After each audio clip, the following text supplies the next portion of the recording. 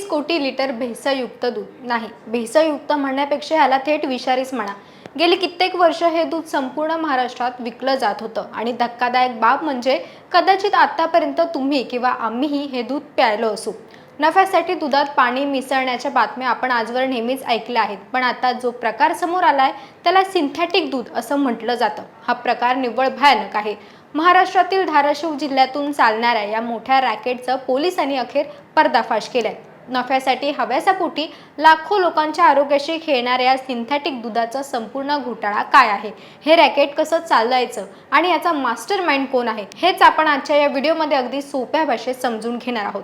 नमस्कार, मी मयुरी आणि आपण पाहतात मुंबई आउटलुक। धाराशिव जिल्ह्यातील भूम तालुका हा महाराष्ट्रातील एक महत्त्वाचा दूध उत्पादक भाग मानला जातो। येथून दररोज लाखो लिटर दूध राज्यातील विविध शहरांमध्ये पाठवलं जातं। मात्र गेल्या काही महिन्यांपासून या भागात काहीतरी संशयास्पद घडत असल्याची कुणकुण पोलीस आणि अन्न व औषध प्रशासनाला लागली होती। सुरुवातीला जनावरांच्या खाद्याच्या नावाखाली मोठ्या प्रमाणावर रासायनिक पावडरची खरेदी विक्री होत असल्याचं समोर आलं।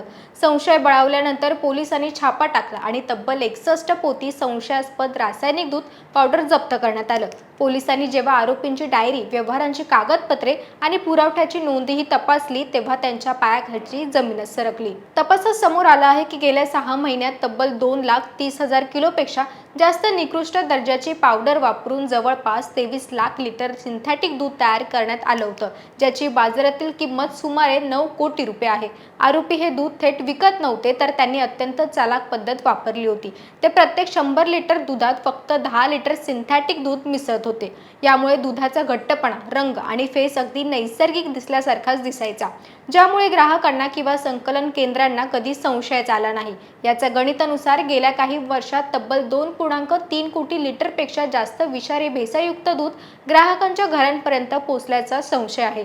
हे सिंथेटिक दूध बनवण्यासाठी डिटर्जंट पावडर, पाम तेल आणि घातक असलेली आरोग्याला रासायनिक पावडर वापरली जात होती। या संपूर्ण रॅकेटचा मुख्य पुरवठादार किंवा मास्टरमाइंड म्हणून बाळासाहेब गाडगे या संशयित व्यक्तीचं नाव समोर आलं आहे, जो अनेक डेअरी युनिट्सला ही घातक पावडर पुरवायचा। या रॅकेटमध्ये काही दूध संकलन केंद्रांचाही समावेश असल्याची शक्यता आहे। पोलिसांनी या प्रकरणी 7 जणांविरुद्ध कठोर कलमांखाली गुन्हे दाखल केले आहेत। मात्र अद्याप सर्व आरोपी फरार असून त्यांच्या शोधासाठी पोलिसांचं विशेष पथक विविध जिल्ह्यांमध्ये छापेमारी करत आहे। डिटर्जंट आणि पाम तेल वापरलेले हे रासायनिक दूध शरीरासाठी अत्यंत घातक आहे। तज्ज्ञांच्या मते या दुधाच्या सेवनाने पोटाचे गंभीर आजार, यकृत आणि किडनी निकामी होणे तसेच पचन संस्थेचे कायमचं नुकसान होऊ शकते। विशेषतः लहान मुलं आणि गर्भवती महिलांच्या आरोग्यासाठी हे दूध जीवघेणं ठरू शकतं। अन्न सुरक्षा कायद्यानुसार जर आरोपांवरील हे गुन्हे सिद्ध झाले तर त्यांना 10 लाख रुपयांपर्यंत दंड आणि जन्मठेपेची शिक्षा होऊ शकते। सध्या SIT या प्रकरणाचा सखोल तपास करत आहे। या संपूर्ण प्रकरणाने एक गोष्ट स्पष्ट केली आहे की आपण रोज विकत घेत असलेल्या दुधाबाबत अधिक सतर्क राहण्याची गरज आहे।